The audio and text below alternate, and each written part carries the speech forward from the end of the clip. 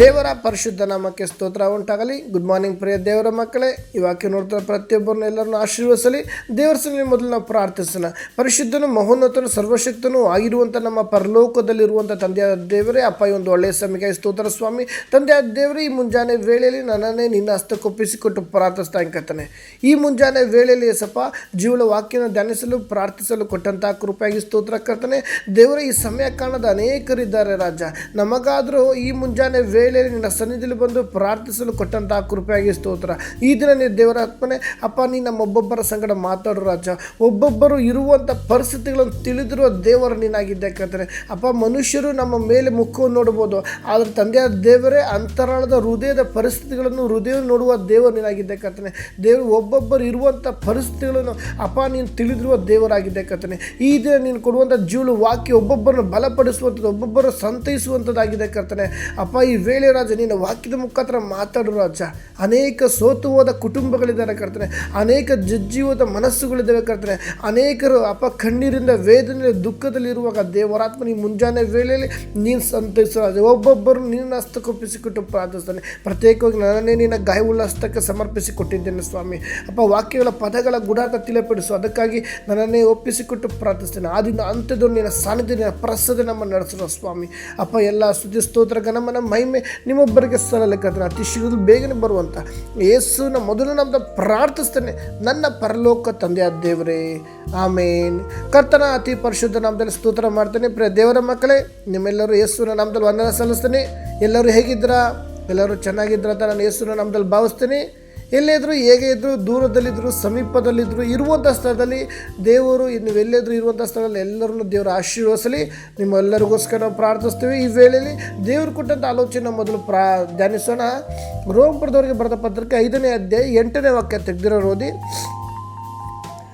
ಆದರೆ ನಾವು ಪಾಪಿಗಳಾಗಿದ್ದಾಗಲೂ ಕ್ರಿಸ್ತನು ನಮಗೋಸ್ಕರ ಪ್ರಾಣ ಕೊಟ್ಟಿದ್ದರಲ್ಲಿ ದೇವರು ನಮ್ಮ ಮೇಲೆ ತನಗಿರುವ ಪ್ರೀತಿಯನ್ನು ಸಿದ್ಧಪಡಿಸಿದ್ದಾನೆ. ಆಮೇನ್. ಪ್ರಿಯ ದೇವರ ಮಗುವೆ, ಇಲ್ಲಿ ನಾವು ವಾಕ್ಯ ನೋಡುವುದರ ಮೊದಲು ಆದರೆ ನಾವು ಪಾಪಿಗಳಾಗಿದ್ದಾಗಲೂ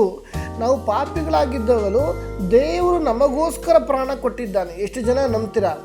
ನಂಬುವರು ಆಮೇಲೆ ಟೈಪ್ ಮಾಡಿ. ಎಸ್, ದೇವರು ನಮಗೋಸ್ಕರ ಪ್ರಾಣ ಕೊಟ್ಟಿದ್ದಾನೆ. ಈ ಲೋಕದಲ್ಲಿ ನೋಡುವುದಾದರೆ ಮನುಷ್ಯರು ಯಾವುದೋ ಒಂದು ಚಿಕ್ಕ ತಪ್ಪು ಮಾಡೋ ಸಾಕು, ನಾವೇ ಟೈಟಲ್ ಕೊಟ್ಬಿಡ್ತೀವಿ, ಇವನು ಪಾಪಿ, ಇವನ ಜೊತೆ ಸೇರಬಾರ್ದು. ಅವ್ನು ಯಾರೋ ಉದಾಹರಣೆಗೆ ಯಾರೋ ಒಂದು ತಪ್ಪು ಮಾಡ್ದೆ ಅಂದ್ಕೊಂಡ್ರೆ ಅವನ ಜೊತೆ ನೋಡೋಕ್ಕೂ, ಅವ್ರು ಏನೋ ತಪ್ಪು ಮಾಡಿದ್ರೆ ನಮ್ಮ ಮನಸ್ಸು ಗೊತ್ತಾಡ್ಸೋಕೆ, ಅವ್ರನ್ನ ಎದುರುಗಡೆ ಬಂದ್ರೆ ಮಾತಾಡ್ಸೋಕ್ಕೂ ನಾವು ಹಿಂದೆ ಮುಂದೆ ನೋಡ್ತೀವಿ. ಇದು ಮನುಷ್ಯರ ಗುಣಲಕ್ಷಣಗಳು.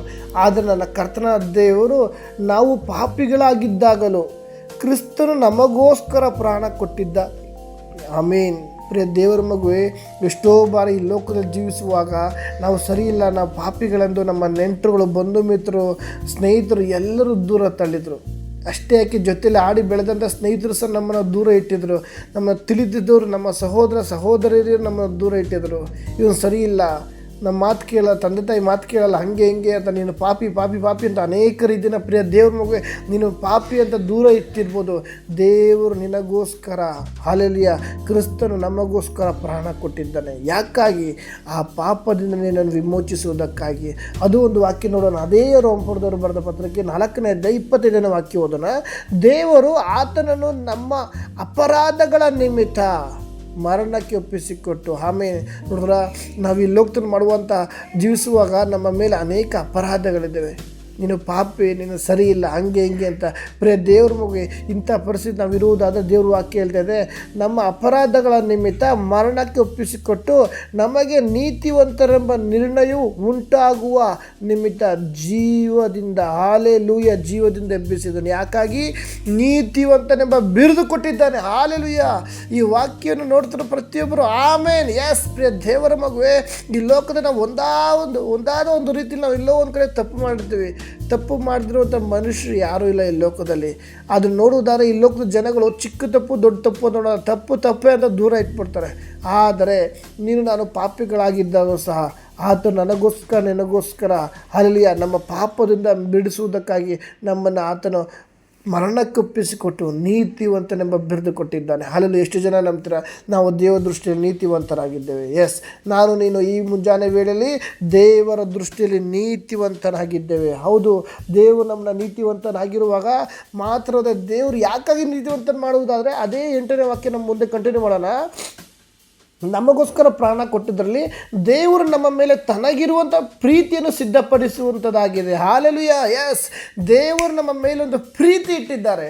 ಆ ಪ್ರೀತಿ ಇಲ್ಲದೆ ನಾವೇನು ಮಾಡೋಕ್ಕಾಗಲ್ಲ. ಒಬ್ಬರನ್ನ ಕನಿಕರ ತೋರಿಸ್ಬೇಕು, ಒಬ್ಬರನ್ನ ಪ್ರೀತಿ ಮಾಡಬೇಕು, ಒಬ್ಬರನ್ನ ನಾವು ಸಂತೈಸಬೇಕು, ಒಬ್ಬರನ್ನ ಏನೋ ಒಂದು ಹೆಲ್ಪ್ ಮಾಡಬೇಕು ಅಂದರೆ, ಒಬ್ಬರನ್ನ ಏನೋ ಮಾಡಬೇಕು, ನಮಗೊಂದು ಪ್ರೀತಿ ಇರಬೇಕು ಹೃದಯದಲ್ಲಿ. ಪ್ರೀತಿ ಇದ್ದರೆ ಎಲ್ಲವನ್ನು ಮಾಡುವಂಥ ಒಂದು ಹೃದಯ ಪ್ರೇರೇಪಿಸ್ತದೆ. ದೇವರು ನಮ್ಮ ಮೇಲೆ ಪ್ರೀತಿ ಇಟ್ಟಿರುವುದಕ್ಕಾಗಿ ಆತನೇನು ಮಾಡ್ದಾನೆ, ಆತ ತಂದೆಯ ದೇವರು ಮನುಷ್ಯನಾಗಿ ಬಂದು ನಮ್ಮ ತಪ್ಪು ಪಾಪಗಳಿಗೋಸ್ಕರ ಪ್ರಾಣವನ್ನು ಕೊಟ್ಟಿದ್ದಾನೆ. ನೀತಿವಂತನೆಂಬ ನಿರ್ಣಯವನ್ನು ಕೊಟ್ಟು, ಯಾಕಾಗಿ ನಿನ್ನ ಮೇಲೆ ದೇವರು ಪ್ರೀತಿ ಇಟ್ಟಿದ್ದಾರೆ. ದೇವರ ಪ್ರೀತಿ ನಮ್ಮ ಮೇಲೆ ಇರುವಾಗ ನಾವು ಅನ್ಕೊಂಬೋದು, ದೇವರೇ ನಾನಿಷ್ಟು ಕಷ್ಟ ಯಾಕೆ, ನಾನಿಷ್ಟ ಪರಿಸ್ಥಿತಿಗಳು ಯಾಕೆ, ಇಂಥ ಒಂದು ಗೋಲಾಟ ಯಾಕೆ. ಪ್ರಿಯ ದೇವ್ರ ಮಗುವೆ, ಅಪ್ಪ ಲೇಟೆಸ್ಟಾಗಿ ಮಾಡುವಂತನಾಗಿದ್ದಾನೆ. ದೇವರ ಪ್ರೀತಿ ನಮ್ಮ ಮೇಲೆ ಇರುವಾಗ ನಾವು ಅನ್ಕೊಂಬೋದು, ದೇವರೇ ಯಾಕೆ ಈ ಪರಿಸ್ಥಿತಿ. ದೇವರು ಕೊನೆಯ ಸಮಯದಲ್ಲಿ ನಿನ್ನ ಪರಿಸ್ಥಿತಿಯನ್ನು, ನಿನ್ನ ಒಂದು ತಾಳ್ಮೆ, ನೀನು ಇಟ್ಟಿರುವಂಥ ದೇವ್ರ ಮಟ್ಟದ ನಂಬಿಕೆಯನ್ನು ಪರಿಶೋಧನೆ ಮಾಡುವಂತನಾಗಿದ್ದಾನೆ. ಯಾಕಂದರೆ ಒಂದು ಕಳೆದ ದಿನದಲ್ಲಿ ಒಂದು ಚಿಕ್ಕ ಉದಾಹರಣೆ ಹೇಳ್ತೀವಿ. ಒಂದು ಸೇವಕರು ಎದುರುಗಡೆ ನಡ್ಕೊಂಡು ಬರ್ತಾ ಇರಬೇಕಾದ್ರೆ ಆಪೋಸಿಟಲ್ಲಿ ಒಬ್ಬರು ಕುಷ್ಠರೋಗಿ ಬರ್ತಾ ಇದ್ರಂತೆ. ಅವನ್ನ ಮುಟ್ಟಿ ತಬ್ಕೊಂಡು ಸ್ವಾಮಿ ಪ್ರೀತಿ ಮಾಡ್ತಾರೆ ನಿನ್ನನ್ನು ಅಂತ ಮನಸ್ಸಲ್ಲಿ ಅವ್ರು ಪಾಸ್ಟ್ರಿಗೆ ಅನ್ನಿಸ್ತಾ ಇತ್ತಂತೆ. ಆದರೆ ಅವರು ಹೆಂಗೆ ತಬ್ಕೊಂಡು ನನಗೆ ಕುಷ್ಠರೋಗ ಹೋಗ್ಬಿಟ್ರೆ ಅಂತ ಅವರು ಭಯಪಟ್ಟರು. ಆದರೂ ಸಹ ಆಗಿದ್ದಾಗಲಿ, ನನಗೆ ಏನಾದರೂ ಪರವಾಗಿಲ್ಲ, ನಂಗೆ ಕುಷ್ಠರೋಗ ಬಂದರೂ ಪರವಾಗಿಲ್ಲ ಅಂತ ಅವ್ರು ತಬ್ಕೊಂಡು ಸ್ವಾಮಿ ಪ್ರೀತಿ ಮಾಡ್ತಾರೆ ಅಂತ ಹೇಳೋಣ ಅಂತ ಮನಸ್ಸು. ಆದರೂ ಒಂದು ಕಡೆ ಮನಸ್ಸು, ಕುಷ್ಠರೋಗ ಬಂದ್ಬಿಟ್ರೆ ನೀನು ನಂಬ್ಕೊಂಡು ಹೆಂಡತಿ ಮಕ್ಕಳಿದ್ದಾರೆ, ನೀನು ನಂಬ್ಕೊಂಡು ಕುಟುಂಬ ಇದೆ ಅಂತ ಪಾಸ್ಟ್ರು ಮನಸ್ಸಲ್ಲಿ ಗಲಿಬಿಲಿ ಕೊಡ್ತಾಯಿದೆ. ಈ ದಿನದಲ್ಲಿ ಆಮೇಲೆ ಬರ್ತಾ ಕುಷ್ಠರೋಗ ಹತ್ರ ಬರ್ತಾ ಇದೆ. ನೀನು ಅದು ಸಮೀಪಕ್ಕೆ ಬಂದು ಆ ಸಮಯದಲ್ಲಿ ನಾನು ಕುಷ್ಠರೋಗ ಬಂದರೂ ಪರವಾಗಿಲ್ಲ ಅಂತ ಪಾಸ್ಟ್ ಒಂದು ತೀರ್ಮಾನ ಮಾಡ್ಕೊಂಡು ತಬ್ಕೊಂಡು, ನಾನು ಯೇಸು ಸ್ವಾಮಿನೇ ನನ್ನ ಪ್ರೀತಿ ಮಾಡ್ತಾಯಿದ್ದ ಆ ಒಂದು ಕುಷ್ಠರೋಗ ಬಂದಿರೋಂಥ ವ್ಯಕ್ತಿಗೆ. ಆವಾಗ ಆ ಕುಷ್ಠರೋಗಿ ವ್ಯಕ್ತಿ ಹೇಳ್ತಾಯಿದ್ದೆ, ಈ ಲೋಕದಲ್ಲಿ ನಾನು ಕುಷ್ಠರೋಗ ಬಂದಿದ್ದೆ ಅಂತ ನನ್ನ ನೆಂಟರು ಬಂಧು ಮಿತ್ರರು ಮನೆಯವರೆಲ್ಲ ದೂರ ಇಟ್ಟಿದ್ದಾರೆ, ನೀನು ಯಾಕೆ ನಾನು ತಬ್ಕೊಂಡು ನಾನು ಇಷ್ಟು ಪ್ರೀತಿ ಮಾಡಿ ಹೇಳ್ತಿದ್ದೆ ಅಂದಾಗ, ಇಲ್ಲ ನನ್ನ ದೇವರು ನೀನನ್ನು ಪ್ರೀತಿ ಮಾಡ್ತಾರೆ ಅಂತ ಹೇಳಿದಾಗ, ಓಕೆ ಅವ್ರು ಆ ಮಾತು ಕೇಳಿ ಖುಷಿಪಟ್ಟು ಮುಂದೆ ಹೋದ್ರಂತೆ. ಆವಾಗ ಆ ಒಂದು ಪಾಸ್ಟ್ರು ಅದು ಹೇಳಿದ ತಕ್ಷಣ ಅವರು ಹಿಂದೆ ನೋಡಿದಾಗ ಆ ವ್ಯಕ್ತಿನೇ ಇಲ್ವಂತೆ. ಯಾರೋ ಕುಷ್ಠರೋಗಿ ಬಂದಂಥ ಅಲ್ಲಿ ವ್ಯಕ್ತಿನೇ ಇಲ್ಲಂತೆ. ದೇವರು ನಿನ್ನ ಪ್ರೀತಿ, ನೀನು ದೇವ್ರ ಮೇಲಿರುವಂಥ ಪ್ರೀತಿನ ಕೆಲವು ಸಂದರ್ಭದಲ್ಲಿ ದೇವರು ಪರೀಕ್ಷೆ ಮಾಡ್ತಾರೆ. ನಾವು ಅನ್ಕೊಂಬೋದು, ದೇವರೇ ನನ್ನ ಪರಿಸ್ಥಿತಿಗಳೇನು, ನನಗೆ ನೋಡ್ಕೊಳೋರು ಯಾರಿಲ್ಲ, ನನ್ನ ಸಂತೈಸೋರು, ನನ್ನ ನಡೆಸೋರು ಯಾರಿಲ್ಲ ಅಂತ ನೀವು ಅನ್ಕೊಬೋದು. ನಿನ್ನ ಎಲ್ಲ ವಿಧದಲ್ಲೂ ಸಹ, ಎಲ್ಲ ಸಮಯದಲ್ಲೂ ಸಹ ನಿನ್ನ ನಡೆಸಿದ್ದಾನೆ. ಇವತ್ತು ನಿನ್ನ ದೇವರು ನಡೆಸಿಲ್ಲ ಅಂತಿದ್ರೆ ಈ ಲೋಕದಲ್ಲಿ ರಾತ್ರಿ ಮಲಗಿ ಬೆಳಗ್ಗೆ ಎದ್ದೊಳ್ಳುತ್ತಿರಲಿಲ್ಲ. ಇವತ್ತು ನೀನು ರಾತ್ರಿ ಮಲಗಿ ಸಂತೋಷಕ್ಕೆ ಬೆಳಗ್ಗೆ ಎದ್ದಿದ್ದಾನೆ, ದೇವರು ಸ್ತೋತ್ರ ಮಾಡು. ಯಾಕಂದ್ರೆ ದೇವರು ನಿನ್ನ ಮೇಲೆ ಅನೇಕವಂತ ಅದ್ಯಾವುದು ಅಪರಿಮಿತವಾದ ಪ್ರೀತಿ ಇಟ್ಟಿದ್ದಾರೆ ಪ್ರಿಯ ದೇವ್ರ ಮಗುವೆ. ಅದರಿಂದ ದೇವರ ಪ್ರೀತಿ ನಿನ್ನ ಮೇಲೆ ಇರುವಾಗ ನೀನು ಕಳವಳಕೊಳ್ಳಬೇಡ, ದುಃಖಗಳಿರಬೇಡ, ಬೇಜಾರಾಗಬೇಡ. ಅಪ್ಪ ಇನ್ನೇನು ಆಗೋಯ್ತು ಮುಗಿತು ಅನ್ನೋ ಸಮಯದಲ್ಲಿ ನಿನ್ನನ್ನು ಕರೆ ಹಿಡಿದು ನಡೆಸ್ಬೋತನಾಗಿದ್ದಾನೆ. ನೋಡಿದ್ರಲ್ಲ, ಆ ಪಾಸ್ಟರ್ ಅನ್ಕೊಂಬೋತ್ತಲ್ಲ, ಅವನ ಮುಟ್ಟರು ನನಗೆ ಕುಷ್ಠರೋಗ ಬರುತ್ತೆ, ಅವನ ಮುಟ್ಟರು ಹಂಗೆ ಬರುತ್ತೆ. ನೋ, ಅವ್ರಿಗೊಂದು ನಂಬಿಕೆ, ದೇವ್ರನ್ನ ಸಂಗಡ ಇದ್ದಾರೆ, ಯೇಸು ಪ್ರೀತಿಸ್ತಾರೆ ಅಂತ ಹೇಳುವಾಗ ಅವರ ಇದ್ದಂಥ ನಂಬಿಕೆ ದೇವ್ರು ನೋಡಿದ್ದಾರೆ. ಈ ದಿನದಲ್ಲಿ ನಿನ್ನನ್ನು ದೇವರು ಪಾಪದಿಂದ ಬಿಡಿಸಿದ ದೇವರು ನಿನಗೊಂದು ಹಲ್ಲೆಲೂಯಾ ಸ್ತೋತ್ರ, ನೀತಿವಂತನೆಂಬ ಒಂದು ನಿರ್ಣಯ, ನಿನಗೆ ಒಂದು ಬಿರುದು ಆತನ ಕೊಟ್ಟಿರುವಾಗ, ಯಾಕಾಗಿ ನಿನ್ನ ಮೇಲೆ ಆತನು ನಿನ್ನ ಮೇಲಿಟ್ಟಿರುವಂಥ ಅನೇಕ ಪ್ರೀತಿಯಾಗಿದೆ ಪ್ರಿಯ ದೇವರ ಮಗುವೆ. ದೇವರು ನಿನ್ನನ್ನು ಹೆಚ್ಚಾಗಿ ಪ್ರೀತಿ ಮಾಡ್ತಾರೆ. ಈ ಲೋಕದಲ್ಲಿ ನಿನ್ನ ಸಹೋದರ ನಿನ್ನ ಗಂಡ ಹೆಂಡತಿ ತಂದೆ ತಾಯಿ ನಿನ್ನ ಪ್ರೀತಿ ಮಾಡದೇ ಇರ್ಬೋದು, ನನ್ನ ದೇವರು ನಿನ್ನ ಪ್ರೀತಿ ಮಾಡುವಾತನಾಗಿದ್ದಾನೆ. ಆದ್ದರಿಂದ ಆತನ ಪ್ರೀತಿಲಿ ನಾವು ನೆಲೆ ನಿಲ್ಲೋಣ. ಈ ಲೋಕದಲ್ಲಿ ಎಂಥ ಪರಿಸ್ಥಿತಿ ಬಂದರೂ ಸಹ ಆತನಿಗೆ ಒಪ್ಪಿಸಿಕೊಡೋಣ. ನೀನು ಚಿಂತೆ ಬರುವ ನನ್ನ ಮೇಲೆ ನಾನು ನಿನಗೋಸ್ಕರ ಚಿಂತಿಸುತ್ತೇನೆ ಅಂತೇಳಿಲ್ವಾ? ಅದರಿಂದ ನಿನ್ನ ಪರಿಸ್ಥಿತಿಗಳನ್ನು ಆತನ ಹಸ್ತಕ್ಕೆ ಒಪ್ಪಿಸಿಕೊಂಡು ನಿನ್ನನ್ನು ಪಾಪದಿಂದ ಬಿಡಿಸಿದ ದೇವರು ನಿನ್ನ ಸಂತೈಸಲು ಶಕ್ತನಾದ ದೇವರಾಗಿದ್ದಾನೆ. ಆಮೇಲೆ